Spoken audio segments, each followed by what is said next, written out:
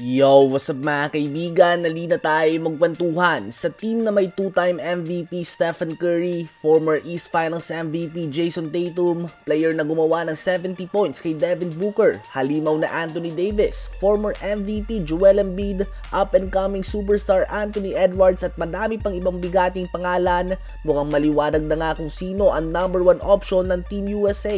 Sa game kanina ay nasagot nga ang tanong na kung sino ba ang titira sa team na ito with the game on the line. Isang sitwasyon na hindi inaasahan ng madami na makikita natin sa star-studded na team na ito ng Amerika, lalo na laban sa South Sudan na lowest ranked basketball team sa 2024 Paris Olympics. Ang naging play nga ni Steve Kerr sa last 20 seconds ng game ay ibigay ang bola kay LeBron at bahala na itong dumiskarte. He may not take the last shot, subalit tinitiwala nga ni Steve Kerr ang bola sa kamay ni LeBron at hayaan na siya ang gumawa ng play by taking the last shot or giving it to the open person.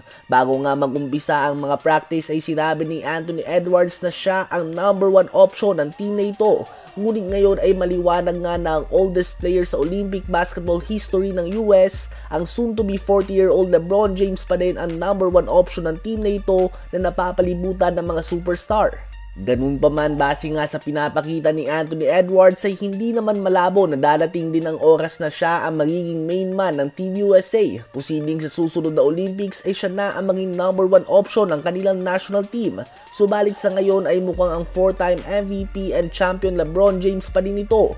Ganun pa man, ang game na ito ay isang malaking wake-up call nga para sa Team USA na napapalibutan ng NBA players na sanay sa mindset na bawi na lamang sa next game.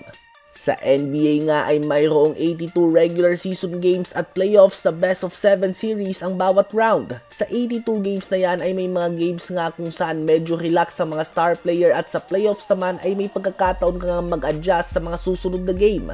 Well, hindi nga ito ang kaso sa Olympic Games na may knockout system kapag nakatawid ka na sa preliminary rounds. Pwede nga mangyari yung nangyari kanina kung saan halos hindi magbintis ang South Sudan habang ang Team USA naman ay 1 of 12 sa 3 points sa first half with 9 turnovers. May enough talent nga sila to take over games tulad ng nakita natin kanina mula kay LeBron, Curry, Davis at iba pa. Subalit wake up call nga ito sa Team USA na wala silang pwedeng maliitin sa Olympics. Lahat nga ay may kakayahan na manalo. Everyone can have a good shooting night tulad ng South Sudan kanina. At kailangan nga nilang basahin ng matino ang scouting report kahit na plus 42 favorites pa sila sa isang game. Obvious nga na hindi gaanong binigyan ng Team USA ng respeto ang team ng South Sudan to start the game. Masyado nga silang kalmado sa simula at going through the motion lamang. Down by 14 sa halftime ay mukhang nagising na nga sila at napagtanto na kailangan nilang seryosohin ang team na ito upang makuha nila ang panalo. At kinailangan pa nga nila ng game winner mula sa soon-to-be 40-year-old LeBron James.